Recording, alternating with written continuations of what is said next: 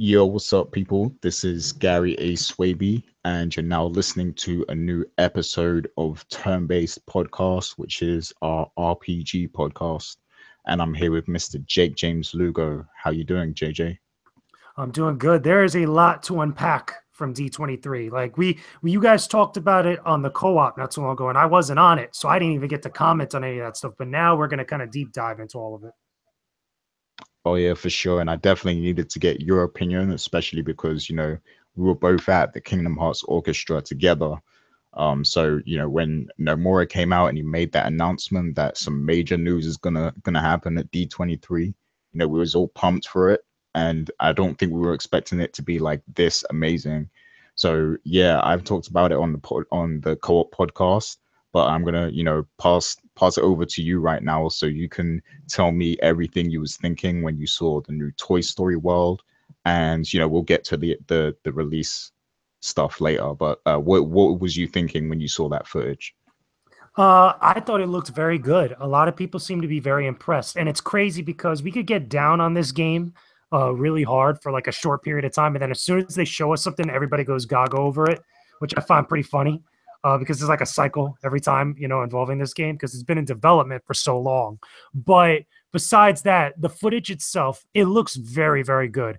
If you guys haven't seen it yet, I'm pretty sure you've seen it out on YouTube at some point. But besides new gameplay in the Olympus area, the Olympus Coliseum area, which is the Hercules world, we finally got our first look at Toy Story, or at least Andy's room and the world of Toy Story, because it's not just Andy's room, which I think is great, totally unexpected. We got a good look at Woody, Buzz, and some of the other toys that are part of the Toy Story mythos, part of the Toy Story films, which they look like they're pulled straight out of the movies. Like, it's crazy how good they look in that engine and how good they look next to Sora, Donald, and Goofy in their toy forms, which they're doing the same thing again like they've done in previous games, where Sora and crew kind of change up their appearance whenever they go into a specific world or different types of worlds.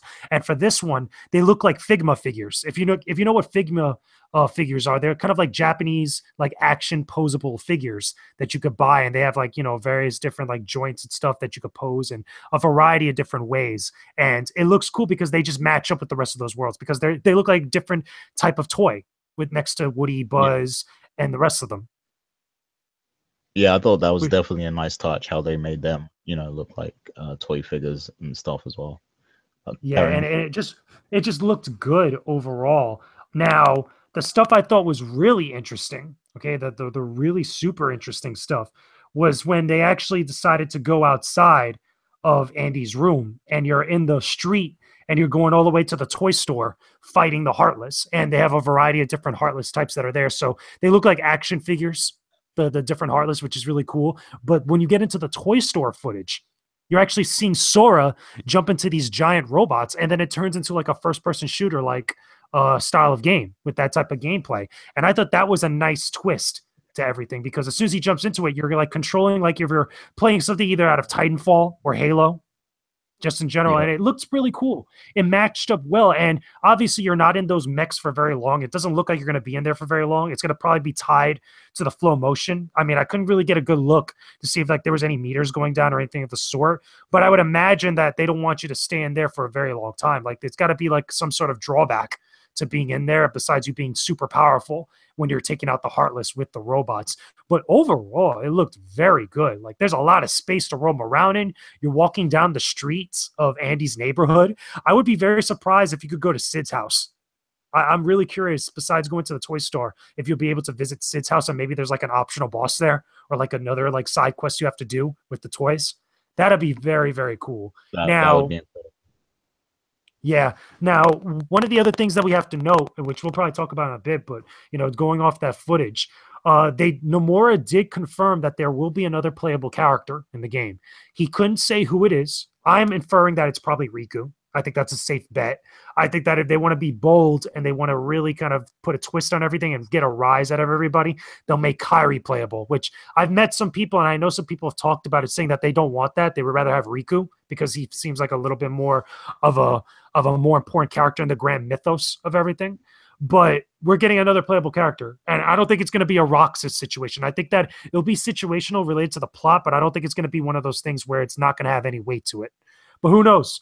this point. Overall, it was a good showing from Kingdom Hearts at D23. I think that was really great. I'm surprised we didn't get the Frozen Worlds like I kept saying we were going to get. That was a nice surprise that we got Toy Story instead. Yeah, and who says there still won't be a Frozen world? That could still happen, especially with them, coming out with a Frozen 2, so they might want to cross promote anyway. But I think it was cool that they went with Toy Story because it was definitely more of a surprise, and it looks fantastic. Like the game looks amazing, and it's definitely got me more interested in playing it as well. And I definitely want to make sure I beat the first two games as well before this one comes out. And I definitely feel like because they made a switch to the Unreal Engine, and apparently that's why the game's taking so long. But it definitely shows that the Unreal Engine must be it must be doing them well. It must be serving them well with the fact that they have so many different types of gameplay options. With like you mentioned, with the toys jumping into the robot toys and shooting and stuff like that was all pretty cool. Now, I want to Right touch there.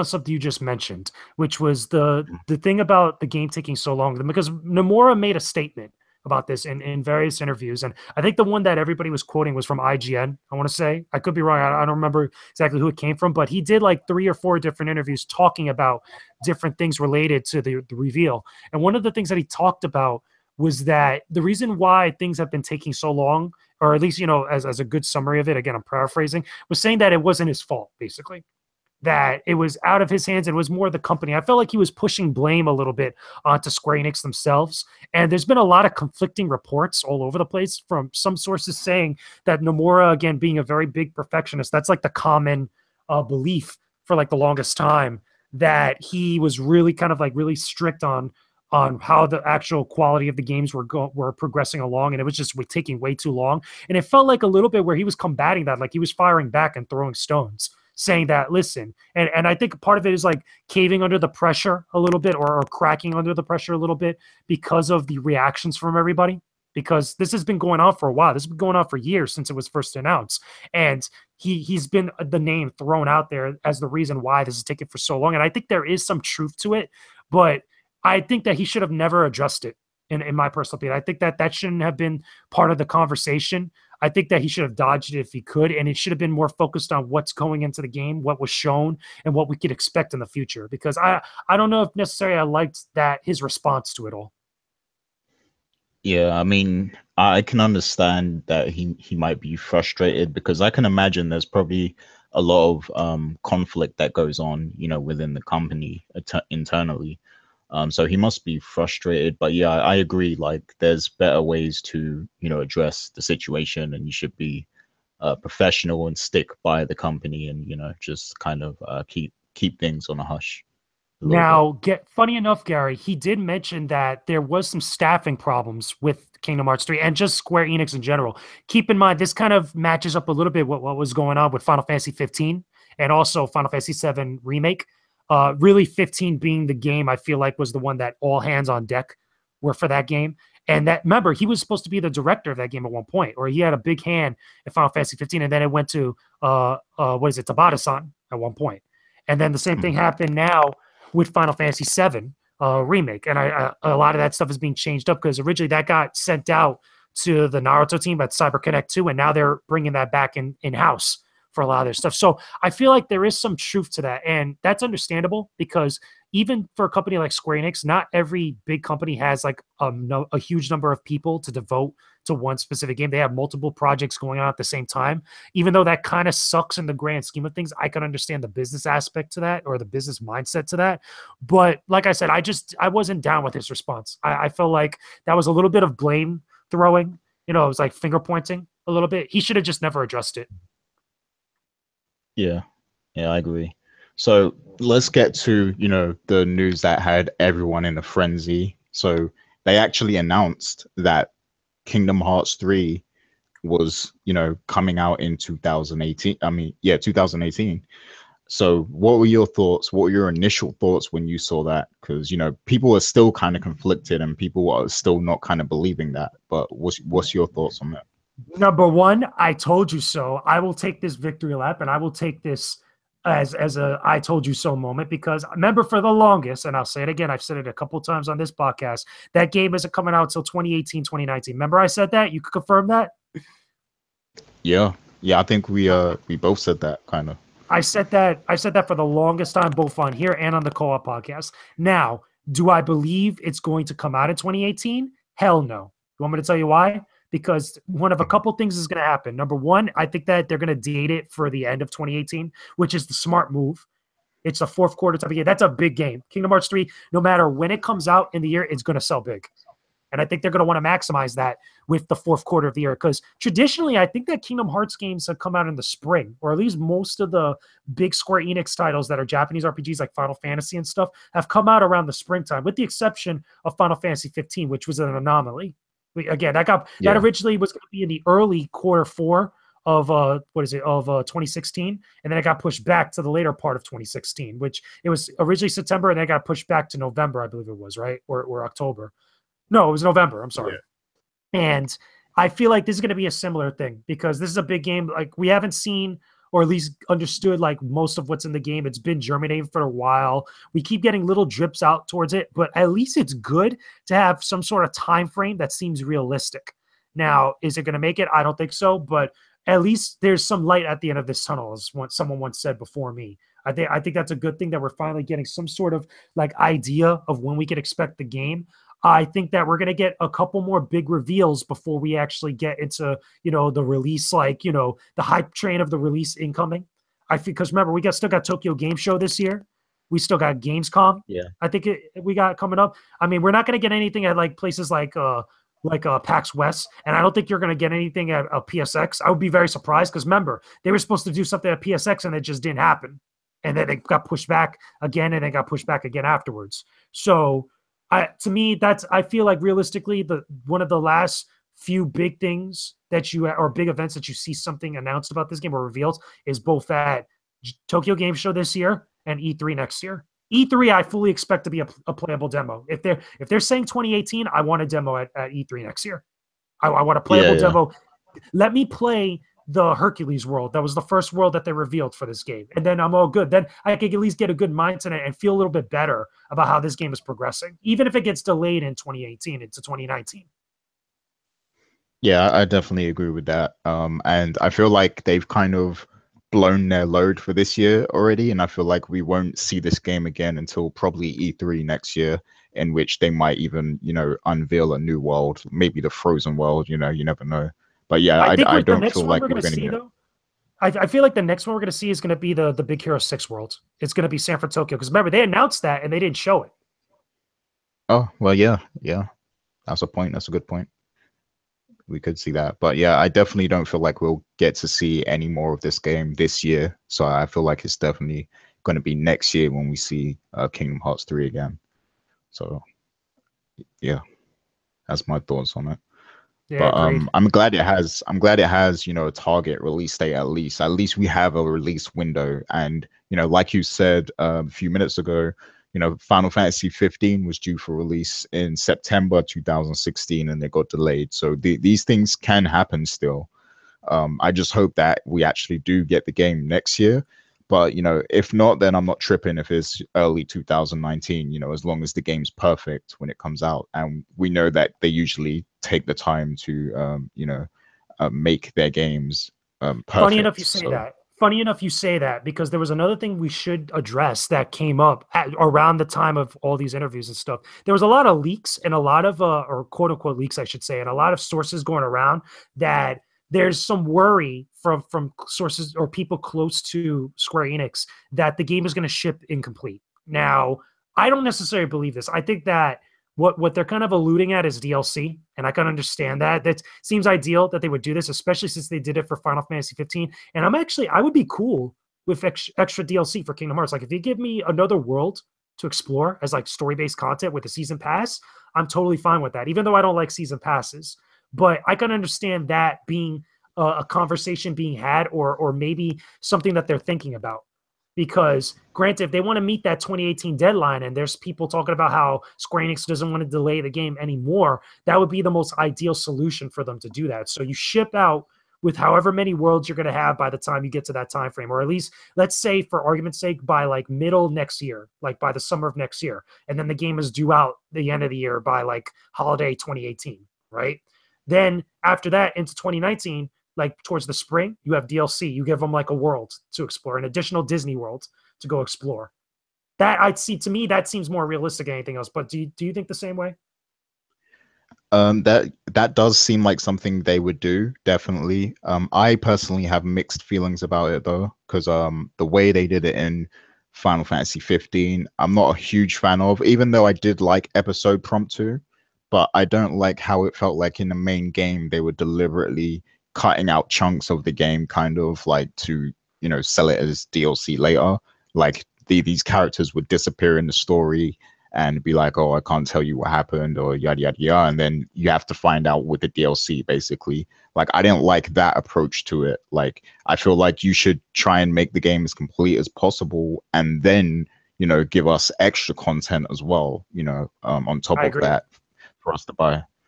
So yeah, that I hope that that's the approach they take. Like, you know, focus on making the game fully complete with no plot holes or no holes in the story at all, no chunks taken out. You know, just give us a solid and a complete story, and then give us more content later that we can buy, because then we'll be happy to buy it if we know that we've already been satisfied.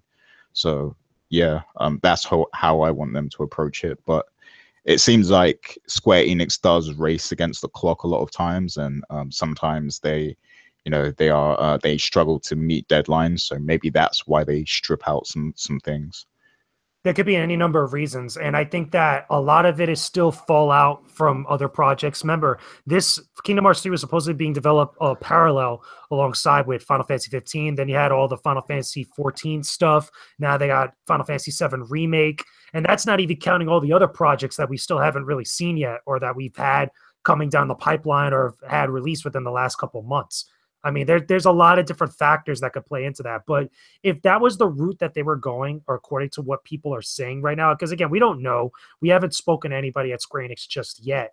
But I feel like eventually we're going to find out. We'll know come E3 next year. We'll get hopefully a better idea of where this game will be at. I really do want them to have a demo. I think that if they want to really show like how far this game has come and how much of a good place it's at, to show us a playable demo. Let us control it and let us get a good mindset of it. Whether that's a good thing or a bad thing, or whether they really want to do that, that's anybody's guess at this point. But I'm with you on that, where you want them, if they were to do DLC, you want them to handle it right and make it feel additional, not make it feel like stuff that was kind of missing in action, which is what everybody's worries is at this moment. Yeah, indeed. So was there any final comments you wanted to make about Kingdom Hearts 3 before we move on?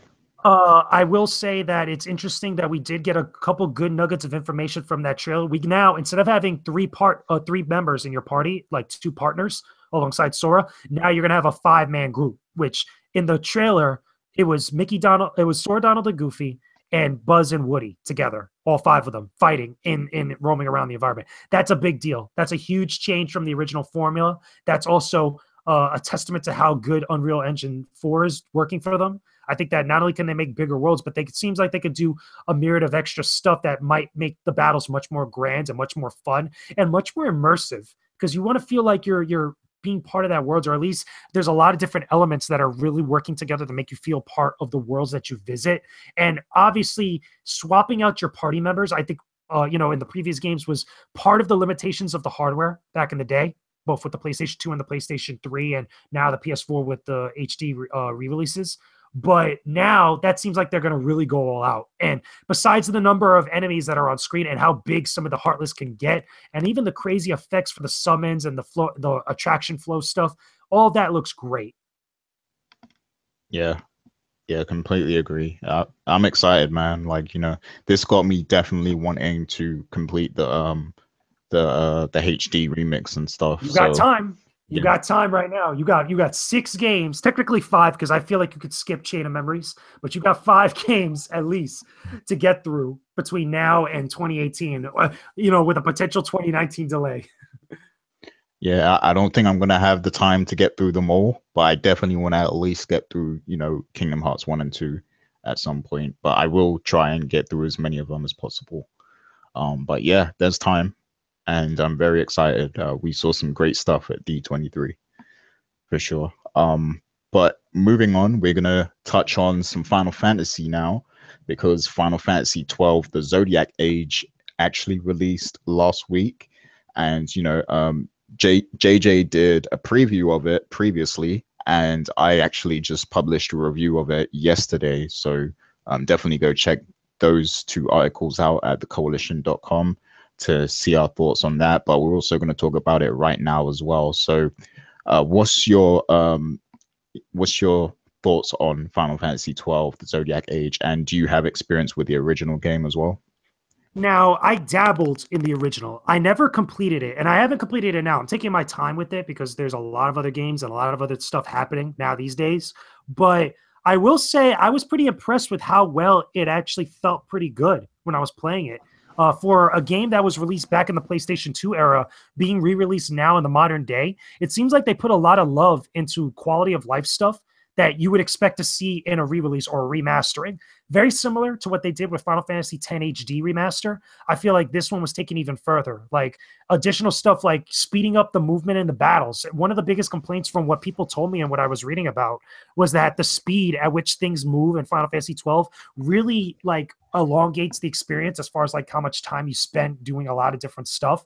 And that's a nice touch to speed everything up with the touch of a button or the flick of a button. The map, I feel like the map is pretty good. And from what people told me is that the map used to be a lot worse in the original game. And this one, it feels like a lot more streamlined, a lot more clear, a lot more detailed. And it allows you to get from point A to point B a lot faster and kind of navigate your way around the different environments. And even though I know there's a lot of people out there that aren't fans of the battle system, I can understand it. To me, when I was playing it, from really like having spent time with it this time and really getting into the nitty gritty of it, I feel like it's a real big hybrid of like the ATB system from like games like Final Fantasy IV and Final Fantasy VI with elements of like an MMO where, again, you're moving around freely. So it's trying to be that real-time turn-based battle system hybrid.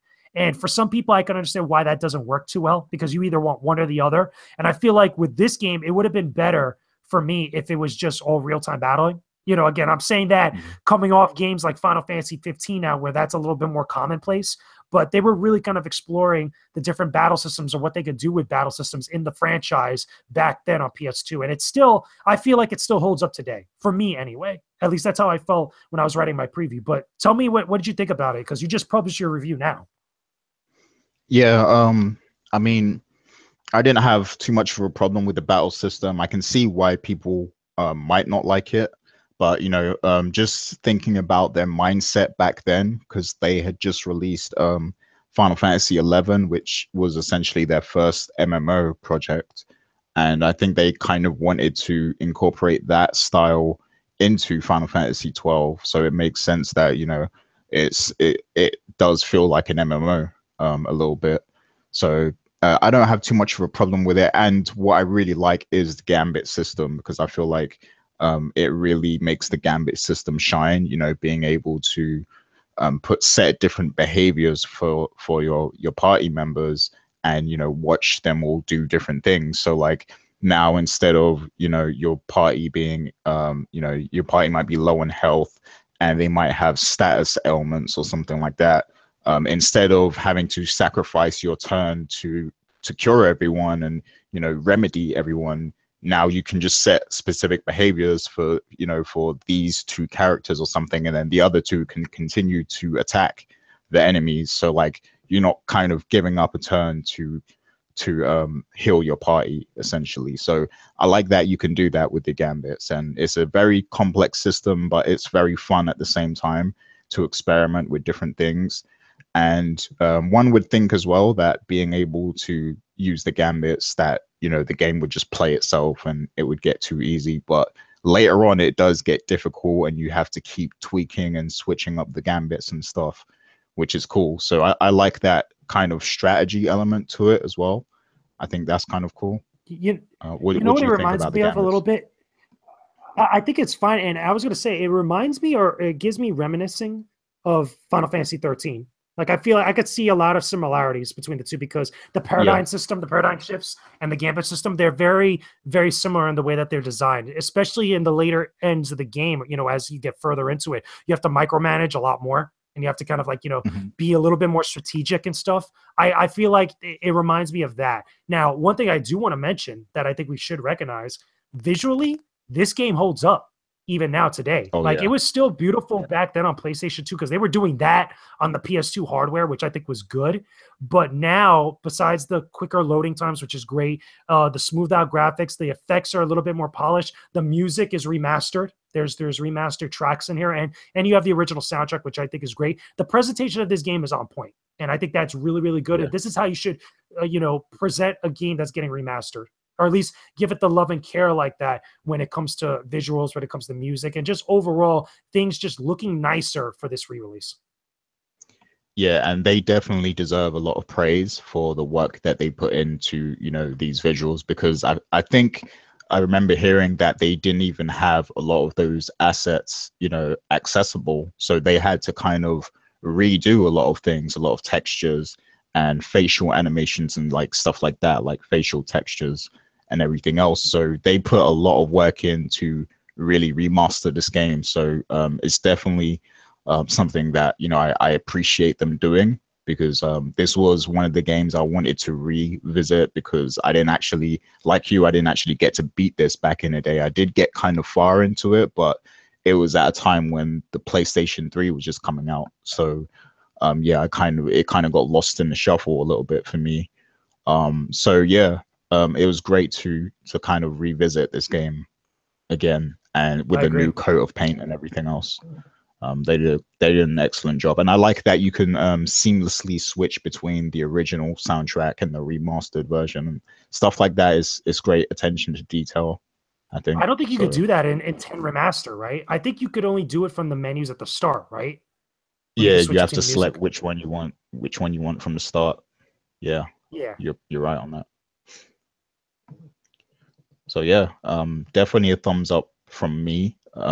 Would you say that this is like that Final Fantasy 12 is a good starting point? Because I had this question the other day, like, is this a good starting point for someone to get into Final Nah, Fantasy? I don't think so. Honestly, I don't think it's a good start. I think the story is something that if you've played Final Fantasy games before, you should play this because I think that I got engrossed in the story when I was playing it. I played it for about 3-4 hours at one point when I just sat down, I just played, and I got engrossed in it because it borrows a lot of elements from classic Final Fantasy. It feels like those older games from like four beforehand, from like the Final Fantasy 4 to 3, 2, and 1. Like it feels a little bit like that, but interpreted in a modern, at least for that time, a modern console or modern game experience. But I don't know if this is a good jumping in point.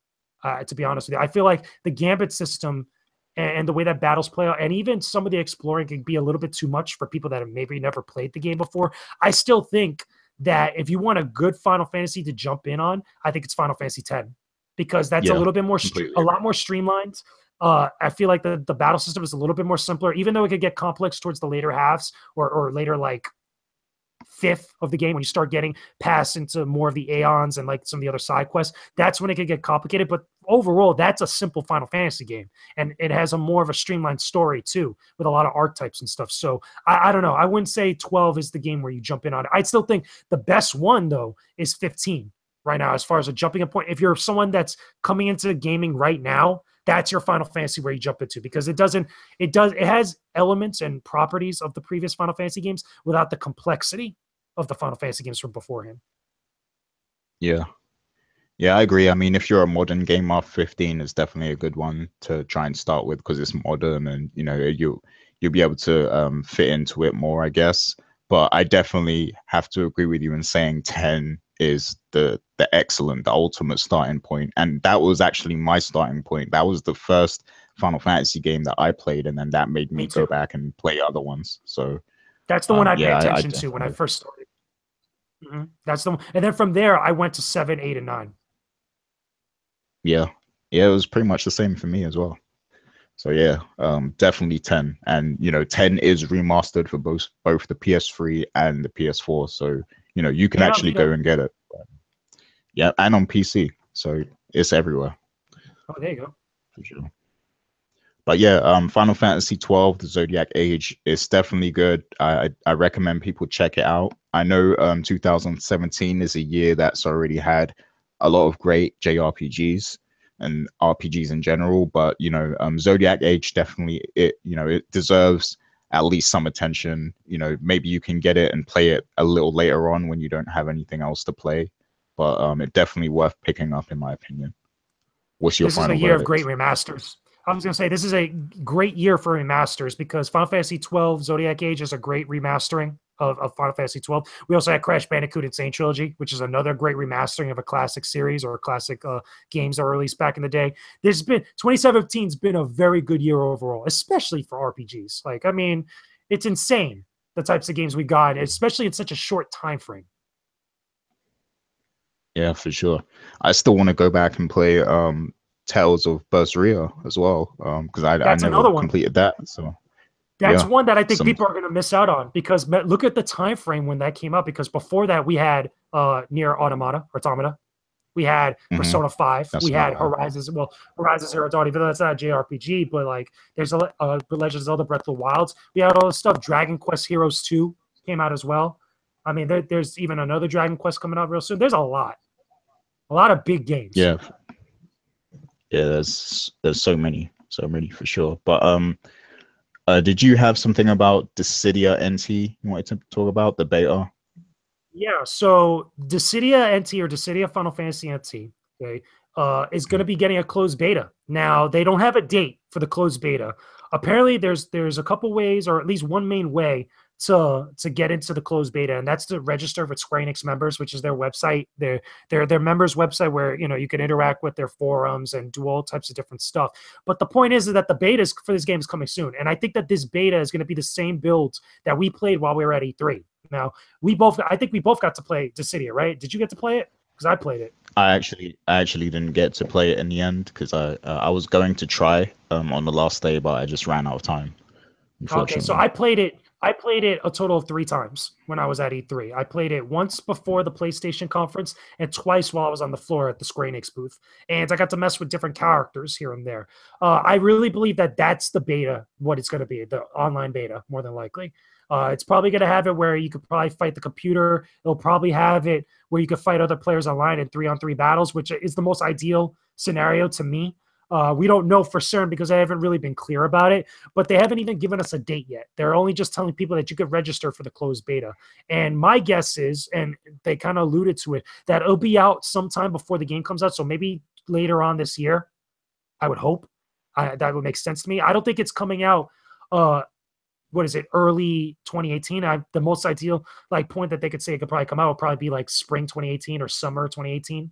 But again, all we have to go on right now is that they said that there's a closed beta coming. So if you have a Square Enix members account, if you haven't already registered for it yet, you might want to get on that so you could sign up for the closed beta. Because I think we're both signed up for the closed beta, right? You signed up for it, or no? You haven't done so yet.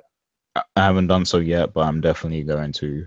Maybe even after we finish this, because Yeah, I it's do it's have an out there account. now. So So if you're listening to this at this point, you haven't yet, go, don't worry, it's already out there. You can just Google it and you can find it easily. But this is going to be cool because I want to spend more time with this game. I want to see if there's anything that's been changed by this point. But even though I still believe it's going to be the same build that we played at E3, it's more Dissidia. Can't go wrong with that. What I'm hoping is that they get to allow us to play with some of the newer characters that were announced in the arcade version, which is like Ramza from Tactics.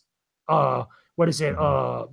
Ace from what is it? Type Zero or Final Fantasy, yeah, Final Fantasy Type Zero, and then Yeah. any of the other characters that we haven't got to see yet.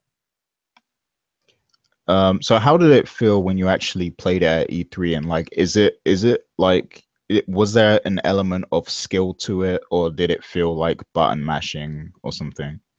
It was more button mashing at that point in time than skill, but it could be a skillful game. Again, there's a lot of stuff that you have to think about and pay attention to, including your brave damage, which you could use to deal actual damage to a person's health. You have to keep in mind because there's 6 people on the map. There's 3 versus 3, and there's larger maps. So it's not like in the original Dissidia on PSP where it's 1v1 and then you have an assist character that helps you out. it's you have to pay attention to all the chaos that's going on screen, and then you have to pay attention to the summons, because each team could choose a summon, an Aeon, or any sort of like summon monster. And if you do well in the matchup, or if you certain things happen, you gather enough EX meter, you could call your summon and you could do really big damage or cause all types of crazy effects against the other team. So there is elements of strategy and kind of skill that's thrown into it. When I was playing, though, and when I saw everybody else play, because everybody's still getting their footing with it and doesn't really understand the game as much, even though they played the PSP games, everybody was button mashing because they just want to play with their favorite Final Fantasy characters. But I will say, looks good on the PlayStation 4. That game was built on PS4 hardware for the arcades. It looks pretty damn good. What I'm hoping to see is more characters, including the villains, at some point, see how good they look on the PlayStation 4 with these graphics. And I want to see new characters on top of that. Yeah, completely agree. I definitely want to see all the characters that they're going to be adding into this game. And I'm sure we're going to get, Noctis or someone from a more newer Final Fantasy game in there as well. So yeah, looking forward to more news on this. I believe Noctis is coming. I really believe Noctis is coming. He's probably coming very, very soon. I would not be surprised if by Tokyo Game Show we have an announcement, like an official announcement, that he's in the game. And if not him, probably one of the other characters. But I really believe it's going to be him because he's the one that makes the most sense as far as like the way that his character's designed and his powers and abilities that would be in a Final Fantasy game like this one. What I want to see is if other Final Fantasy game characters make an appearance. Like I would love to see a Mystic Quest character. I think that could be a discussion had. And there's other characters from other games that should get represented at some point, besides the mainline Final Fantasy games, which are going to be in there because those are the staples. But I want to see other characters. Like we still got characters from Dissidia Duodecim that we haven't seen yet in this game. Yeah. Yeah, I agree. And I definitely feel like Tokyo Game Show is the best time to announce some more characters and stuff. So agreed. That sounds like a good time. Yeah, for sure. So yeah, before we get out of here, I did want to bring this game up. We actually mentioned it a while ago, Persona 5. Now, I know when this game came out, you got it right away and, you were playing it and everything. And you were telling me like this game is amazing. And, it took me a while to get to it. Say that again? I said I've been banging the drum for this game ever since before it came out with everybody. Again, if you haven't read my review of Persona 5 on the Koalition right now, that's the only game thus far that I reviewed in all the years I've been with us that I've given 100. And I think it deserves it, like straight up. That's one of those games that does not come around very often. And again, reviews are subjective for every different person. Like everybody's going to feel different about a game here or there, but this is a game that everybody needs to play. I feel like on PlayStation 4, you really owe it yourself. If you love RPGs or just JRPGs, or even if you like Persona in general, you need to play this game straight up. Yeah, could not have said it better myself. And I had little experience with Persona. I did at the end of last year. I did start playing Persona 4 Golden on the Vita because I remember I asked you about that, and I ended up actually buying it for the Vita, and I played some of it, and that was cool. But that even that didn't prepare me for how amazing Persona 5 is. Like this game is, it just sucks you in from the moment you start playing. It's so engrossing. The storytelling, like it's really captivating, man. Like I never expected it to be like this good. I mean, I heard everyone saying it was good, but I was like, is it really that good? I had some doubt in my mind still, but like, when I started playing the game, I was like, okay, look, JJ should slap me right now for forever doubting this, because like, this game is incredible, and everyone who's a fan of RPGs, I feel like you owe it to yourself to play this game and see what all the fuss is about, because everything about this game, I love it. Like the battle system, it's stylistic, it's fluid. I like the pacing of it. Like it's not slow or anything, because people, when they think turn-based, they think it's like a slow game and everything, but it's really not. Like it's really fast-paced, it's complex, it makes you think about your next move and what you should be doing. The music I love the music in this game. Go ahead. I was going to say, Gary, let me ask you, like, because some people, one of their common complaints about Persona 5 is some of the characters. They feel like they're a little bit too archetypal or like too anime archetype. I want to say. I know that's not a word, but like, did you enjoy the characters? Did you like it? Because I like them. I mean, they're very archetypal in some regard. Like, there's always these tropes that there's going to be there in anime inspired media, but that didn't bother me at all. Yeah, Like, I was so in it.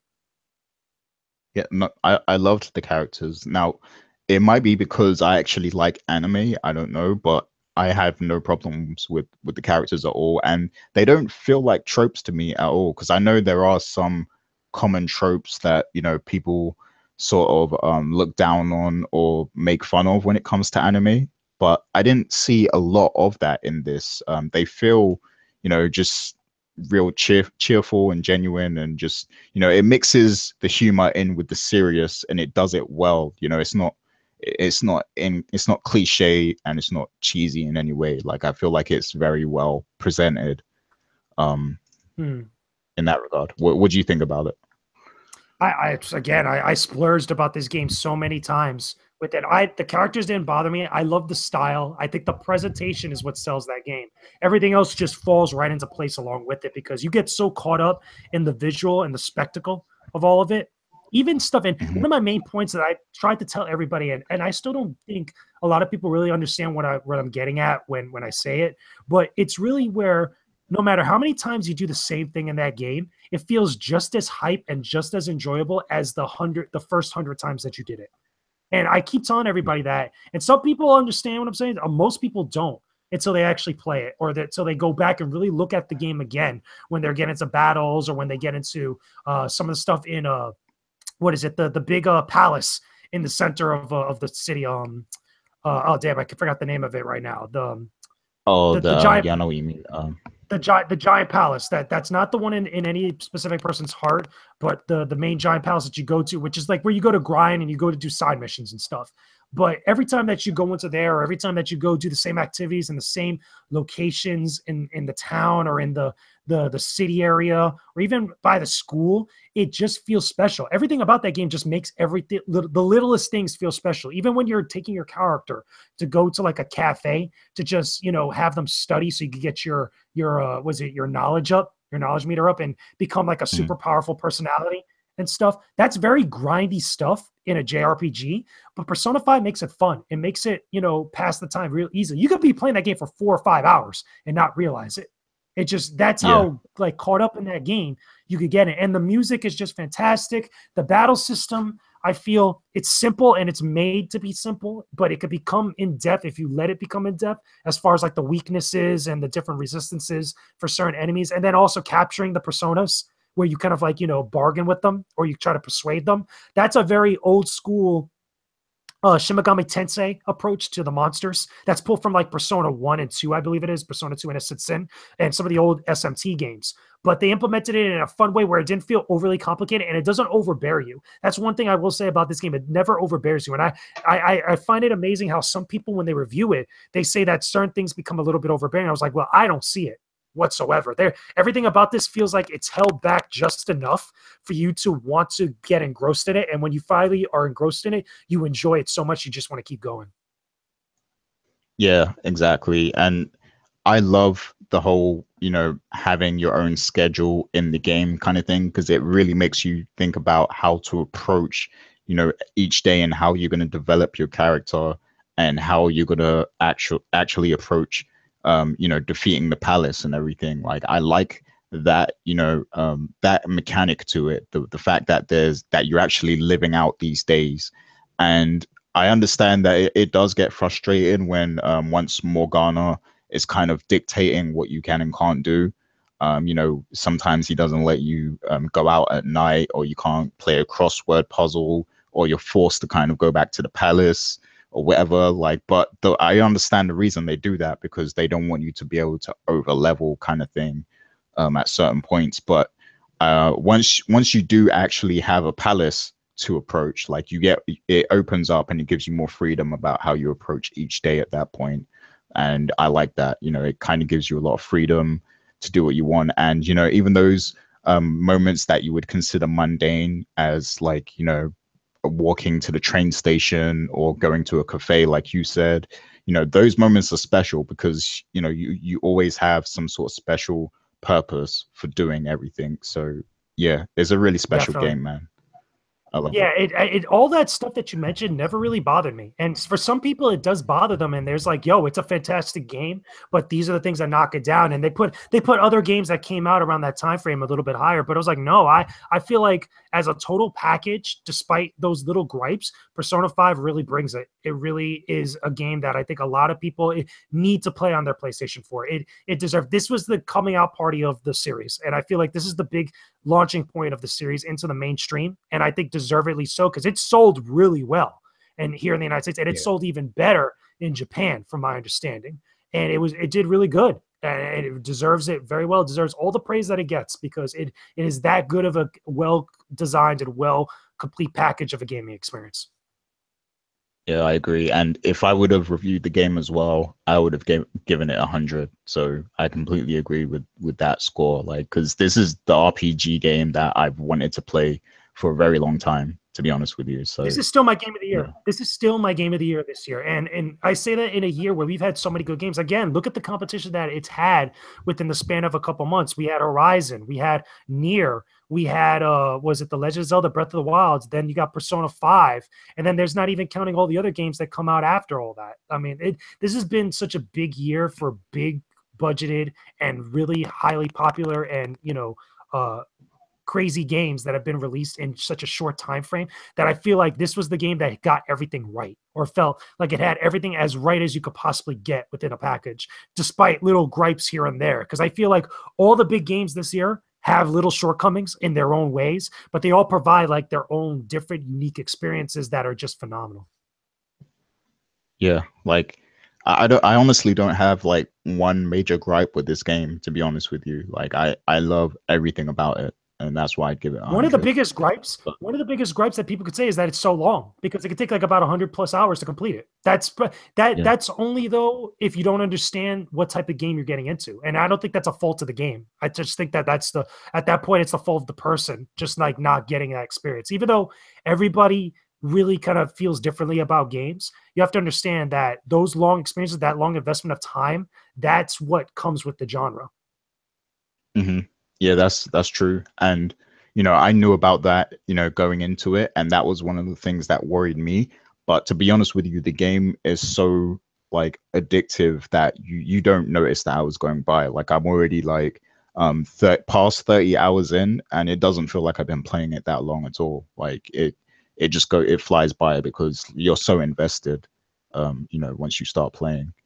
But yeah, Definitely. love the game, and I'm looking forward to more Persona games in the future. I hope they're working on more. Are they actually Oh, they're working on easily. anything else? I'm pretty sure they're going to be working on more stuff down the line. I know that this one took a long time, but you could best believe there's going to be other Persona media related to this, if not more Persona 5 related stuff. We are definitely going to get a Persona 6, but it won't be anytime soon. It'll be down the line. Okay, and can you explain the difference between Shimigami Tensei and Persona? Because I always thought they were the same. The big kind of comparison, or really what makes those two series different, is that Shimigami Tensei, or SMT, is a lot more complicated. It's a lot more in depth, and it makes things a lot more grind heavy, kind of like what a traditional JRPG is supposed to be like. That's what makes that so kind of like a huge time investment for a lot of people. And that's what really people get intimidated on when they think about JRPGs. That's the thing that really pushes people away. Now, on the flip side of that, Persona is everything about that genre, or everything about SMT that made it good, with the exception of a few things, and streamlines it. It makes it a lot more easier to get into. It makes it a lot more easier to get invested into the experience and into the real deep portions of the game. That's what makes Persona so good, because it's really a catering to the mainstream, but in a much better way than what people would think when they think of that same type of that phrasing. It's not trying to pander to you. It's just trying to get you to ease into everything a lot better. Okay, so are the two games connected in any way, or what? Or is it just like the same people that make it? Well, they're separate series. They're the same people that make it, or at least same grouping of people that make it, but they're not really related. They have parallels where the monsters that you see in Shimigami Tensei, you'll probably also see in Persona, specifically that Jack Frost character. If you ever saw the new Shimigami Tensei trailer that was for the for the Nintendo Switch. You saw that little Jack Frost monster. He's also in Persona 5, but those also make an appearance throughout all of the games here and there. So there are parallels like that, but they're not really super related to each other. They're their own series at one point. Okay, yeah, I wanted some explanation on that because I didn't quite understand. But thanks for that.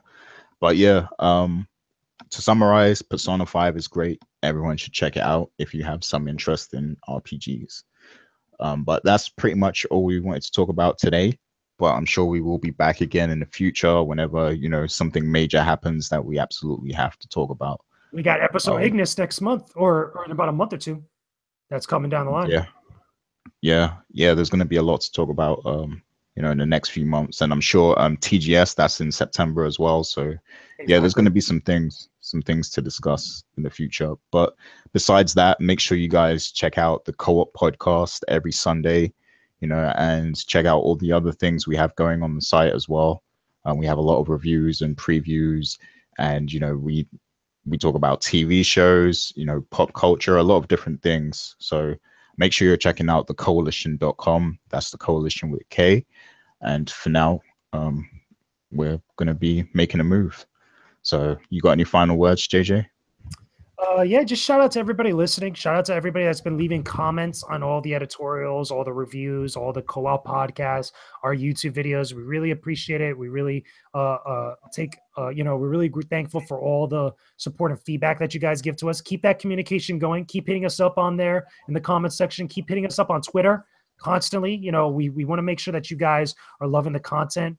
Also, keep letting me know if you guys have been enjoying the unboxing videos, because not too long ago, I did an unboxing for the Tekken 7 Collector's Edition on Xbox One. I actually got sent that from Bandai Namco, and hopefully down the line in the nearby future, we have others that we get to do, that we actually get to cover, as well as other big little surprises here and there, because we got some games coming very soon. I know that at some point I'm going to be checking out some of the DLC for new games coming down the line. I know we had some stuff for Injustice recently, and we also got Tekken 7 coming down, coming very, very soon, I think in the next month or so. We're going to check out the Tekken 7 DLC. And then obviously, like I mentioned, episode Ignis for Final Fantasy 15, which we'll probably talk about here on Turn-Based. But we got a lot of stuff that you guys are going to love. Hope you guys check out Gary's review of Final Fantasy XII. It's up now. Check out all the other videos we got. Check out the new co-op podcast and let us know if you've been enjoying it. Indeed. So yeah, take care, people. Leave your comments. Let us know what you think. And we'll see you next time. Take it easy. See ya.